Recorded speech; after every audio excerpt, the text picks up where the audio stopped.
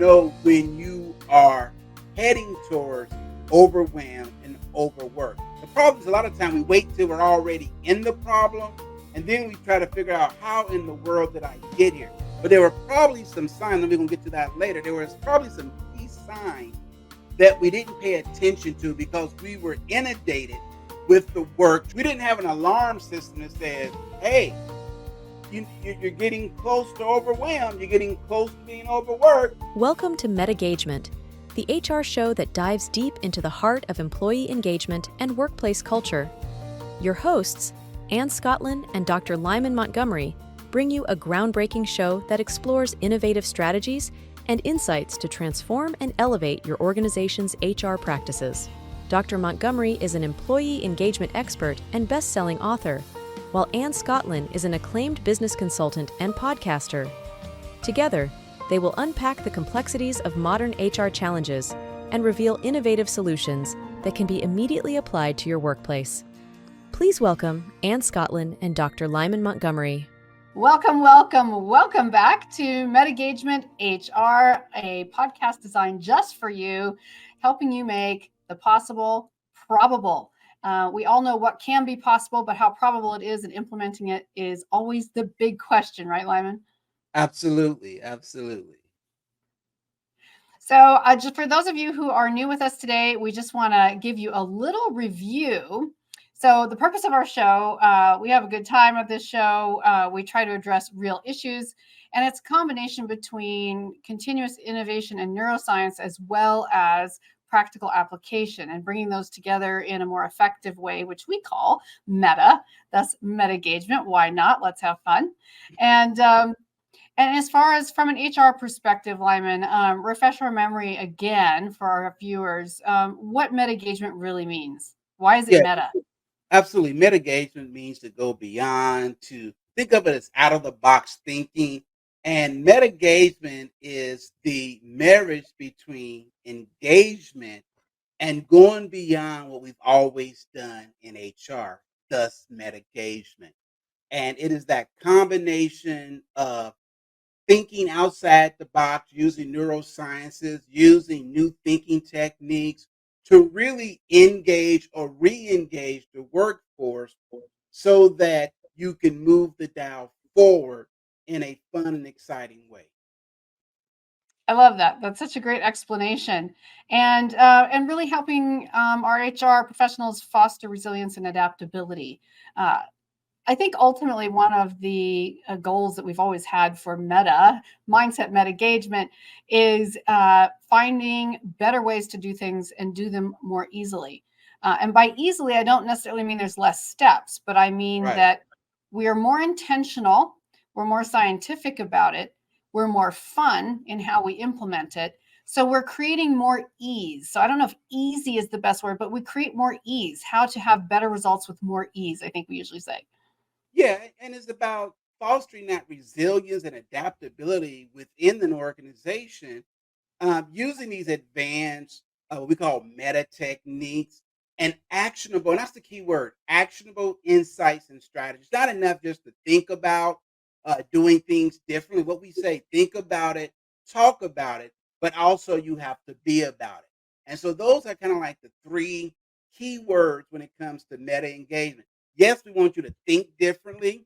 We want you to communicate differently, but also implement and act differently rather than reverting back to what we've always done. We've all heard people say, well, we've always done it this way. This is our practice. This is our culture. But we all know since the post-pandemic, over the last 3 to 5 years, everything we thought we knew about the workforce has changed, except for how we go about doing business. So meta engagement, again, is how do we re-engage, refocus, and be able to have a sense of resiliency matched with adaptability.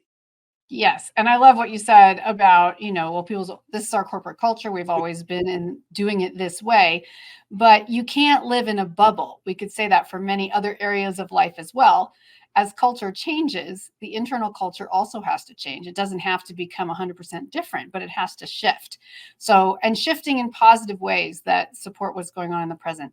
Well, for all of you who are just tuning in, thank you for letting us recap. We're going to jump right in here. This is the second time we have met you in our top 3 strategies to prevent employee burnout.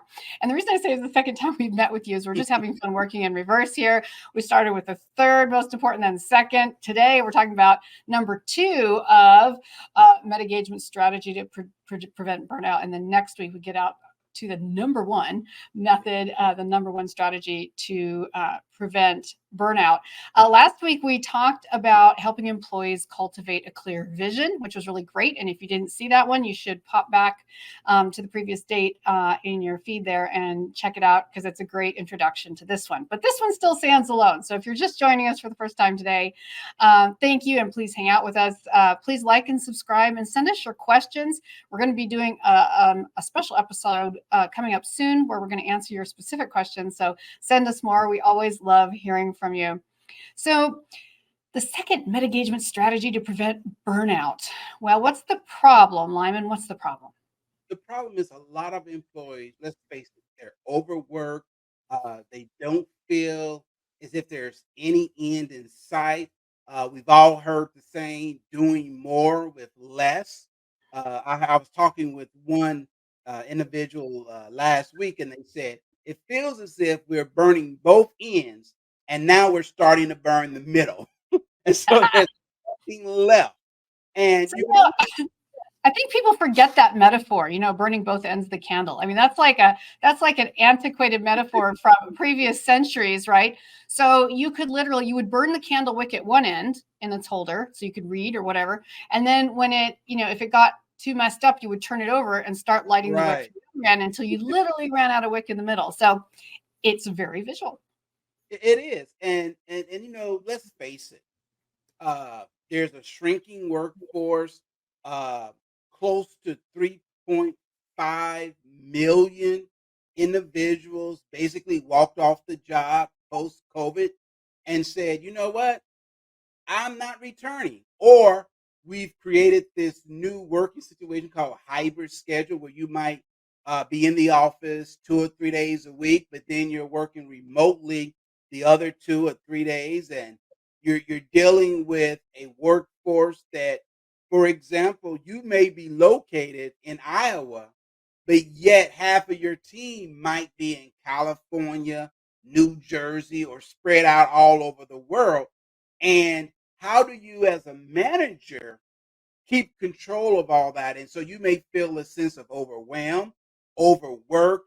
And the truth of the matter is, if we don't gain control of this situation, it will continue to spiral out of control, and more managers, more and more employees will feel the effects of overwhelm is the first sign. That overwhelm is caused by being overworked, not seeing any relief in sight, till finally you just tap out. Or I always say most people don't burn out, they normally burn up first. Yeah, no, But that's we literally absolutely burn them true. up. Yeah. And I think that a lot of times, it's just like many of the other things we don't want to confront, like washing the car or doing the laundry or a Yeah. million other things, getting to the gym if we haven't been for ages. It's kind of that idea like, well, if I avoid this problem, maybe it'll go away. Maybe But it'll that go can be away. a very fatal problem in this discussion and in this department, because chances are it will not resolve on itself.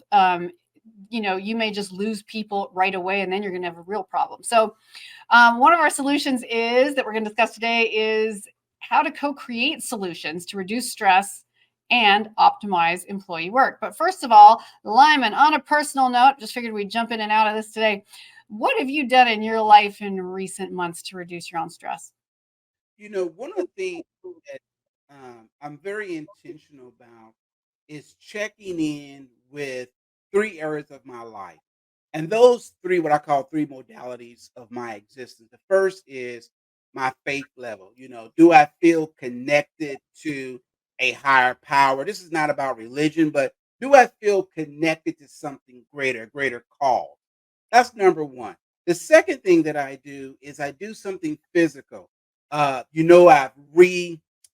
engaged in walking. Yesterday, I did a 5 mile walk out in nature right along the canal. And there's these three family of geese and some ducks. I've kind of adopted these little geese family and gave them little names.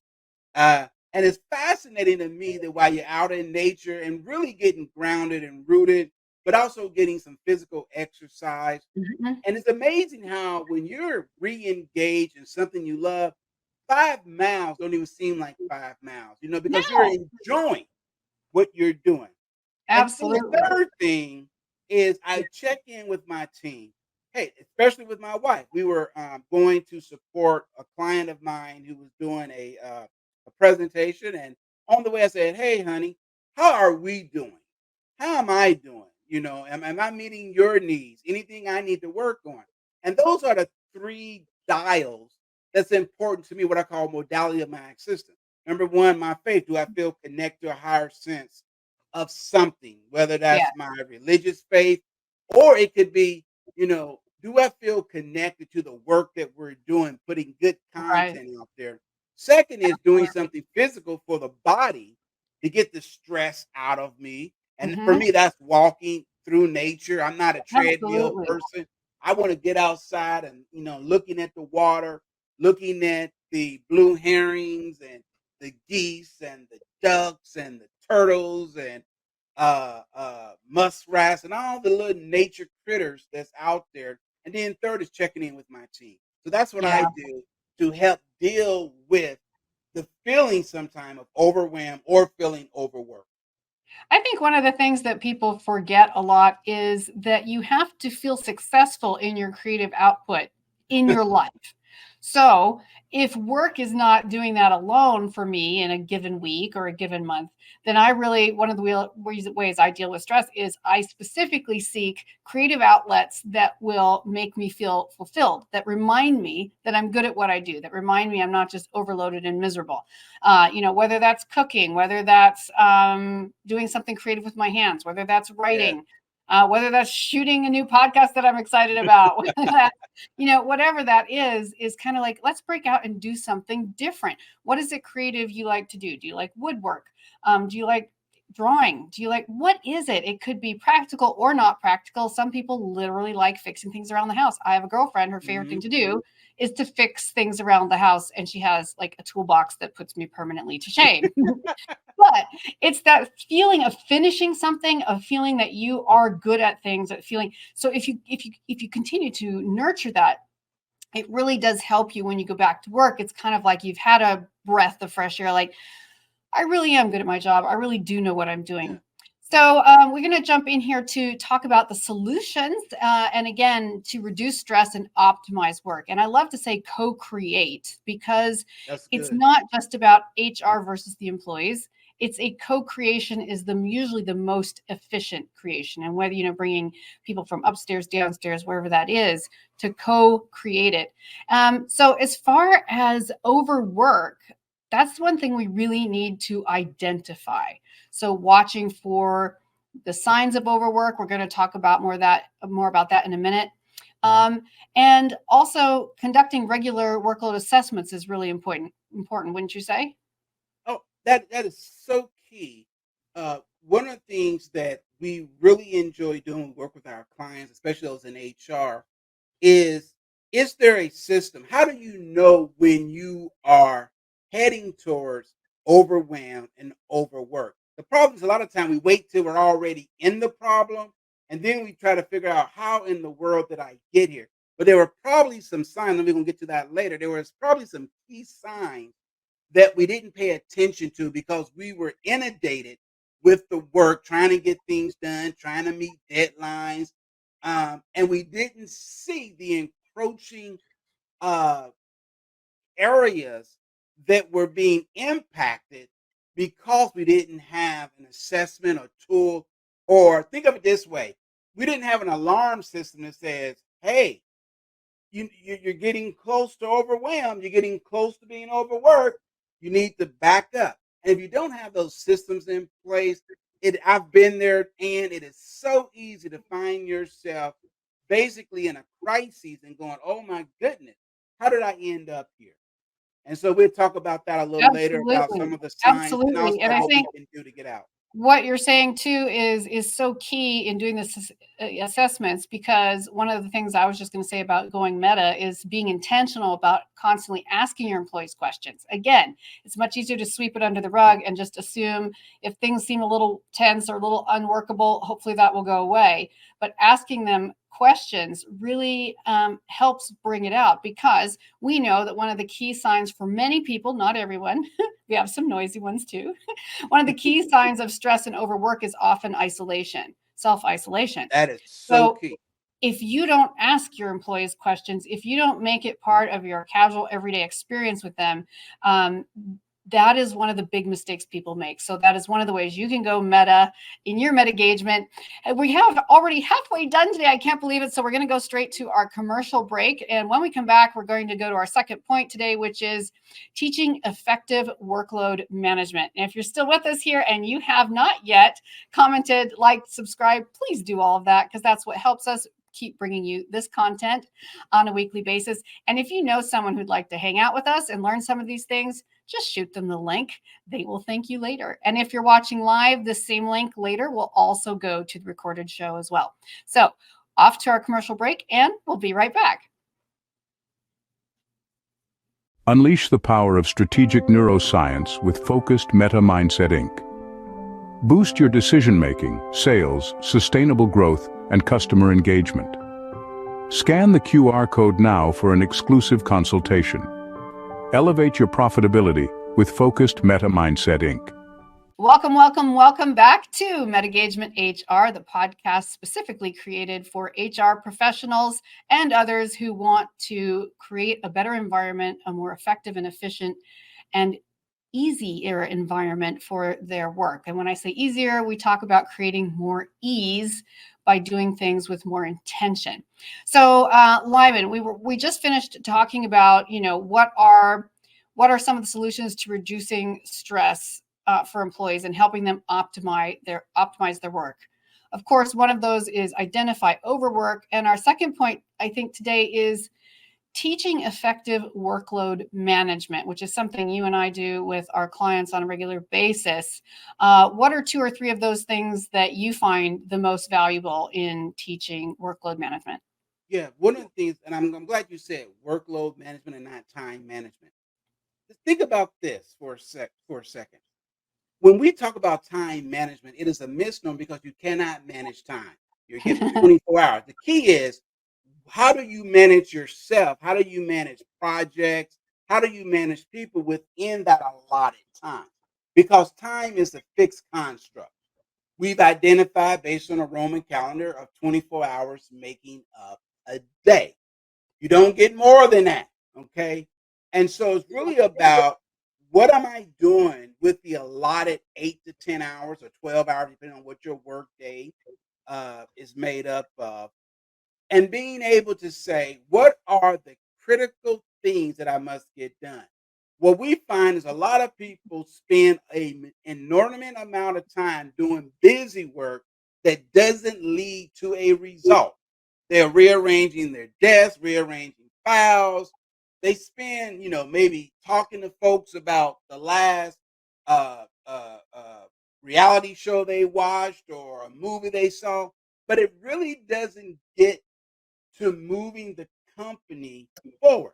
And so one of the things that I always encourage employees and employers to do is to set at least 5 or 10 minutes for what I call shooting the breeze.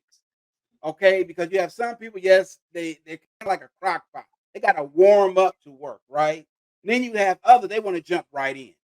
And so having 5 or 10 minutes to kind of shoot the breeze and say, okay, let me get to work. And what I like to do is to prioritize rather than procrastinate when it comes to work.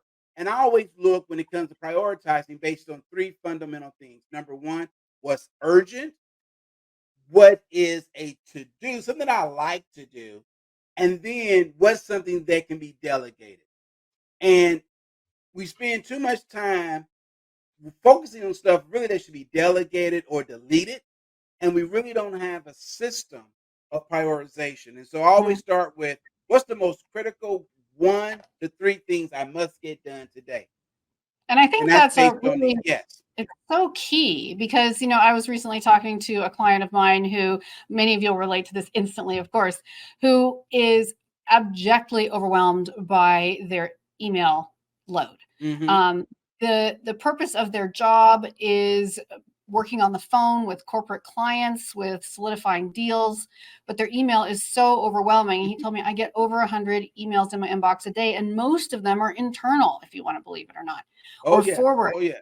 And he said, the thing is, I never feel like a success. I always feel miserable. I always feel like I'm behind. But if I could easily spend the whole day reading those emails, and then I'm neglecting my clients. So, setting up a way to prioritize and teach your employees how to prioritize so that they do feel successful. That's one of the first ways burnout shows its ugly head Yeah. at the That's first of all, right. right? Is just not feeling successful, feeling like you work and work and work and work and nothing really gets done and you don't get any praise and you start to just feel like you're a failure at what you do.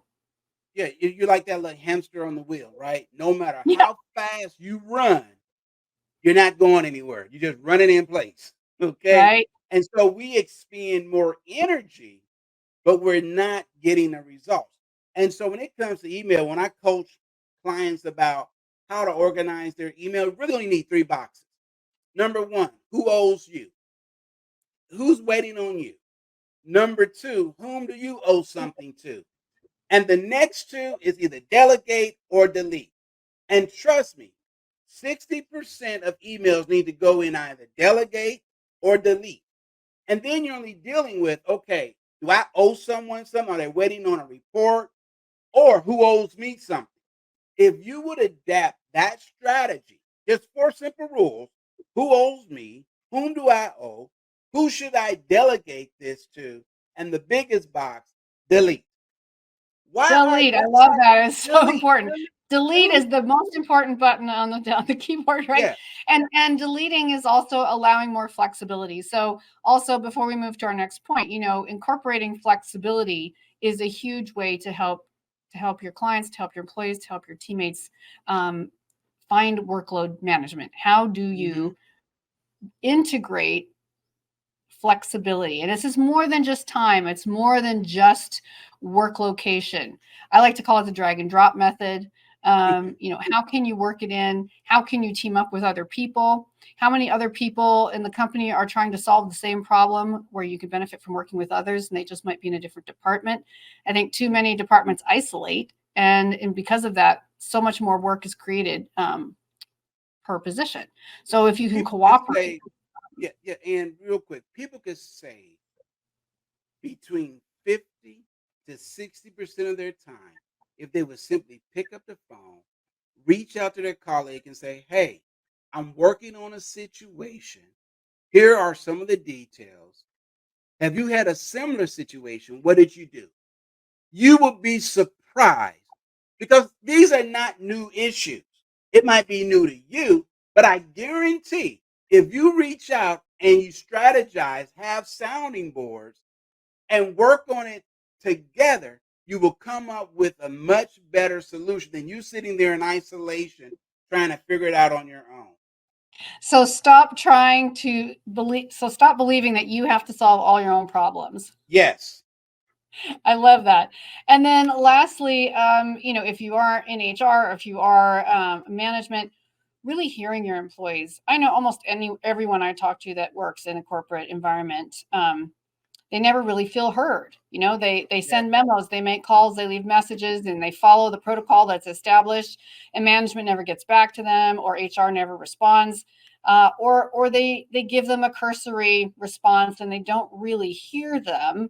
And again, that's only going to push people more and more into isolation. And that's one of the key. If you look at the research is very clear on this.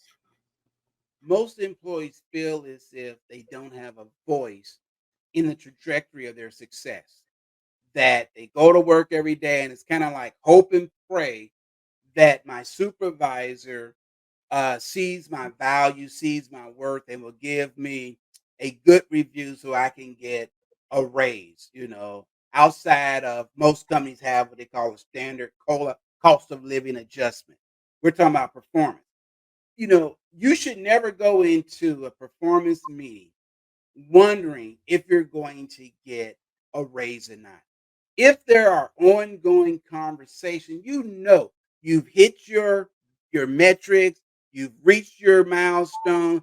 It should be a conversation that is easy, welcoming, and delightful rather than, well, I don't know if I'm gonna get the bonus this year. The only time I ever talk to my supervisor is twice a year, and that's normally during the evaluation period and when I walk in the office and ask for a raise and hope and pray that I get it. Oftentimes I know it's going to be no. That's no way to operate, and that again is what contributes to this feeling of feeling overwhelmed and overworked. Is there's an unclear expectation of where I stand and my trajectory within the Mhm. organization. And I think a lot of times employees aren't allowed to demonstrate what they think they contribute of value. Wow, You that's have a job powerful. description, but what about allowing them to demonstrate? Like, what about asking them, in what areas do you feel like you most contributed, or in what areas do you think that you benefit the team effort that may even not be included in your job description? Like, allow them to see the extra things. If you want people to go the extra mile, you have to let them demonstrate it, right? It's just like kids, they got to get a sticker. We're all just big kids. I say that all the time. You've got to get a sticker. So allow them to demonstrate it, give them some feedback, give them some positive reinforcement, and create an environment that makes them really feel heard. Yeah. Well, we want to just talk one more point right now, which is demonstrating time management solutions. Well, this is one of the things I love to do more than anything in the world. And obviously, I've been an actress. I've worked in a variety of entertainment fields, and doing improv as well, right? So That anytime is so you can, important. yeah, anytime you can facilitate a scenario based training with your employees, it's a real gift. They may say they hate it, some of them may, but ultimately we find that when the survey is conducted at the end, that the scenario based and co-creation training that happens with employees has much higher marks and is much more memorable. So even if they just would rather space out and not listen to you, are they going to in an uninteresting environment, are they going to remember what was said? But if you get some laughs out of them, if you have fun, if you involve them, if you let them have some of the leading opportunities, that makes a big difference. So demonstrate time management solutions. I think from Especially, management all the yes, way down, most people don't really know how to do that. How do you demonstrate time management solutions? yeah. And one of the things I was going to interject when you were talking, and that is you have to fire test. What I mean by fire test, you have to place that person in a familiar situation that is very common as much as possible to their work life. So whenever we do scenario based, it's always based on what are some of the most common and also some uncommon situations that may arise per position. All right. And so the more real it is, because remember, the brain cannot distinguish between what is real and what is fantasy, provided that you provide the person in a safe environment and through those questions. For example, behavior-based questions. If you was confronted with this situation, what are two things you would do? The most common answer is, well, I don't know. What do you think I should do? And you push back and say, no. What do you think you should do?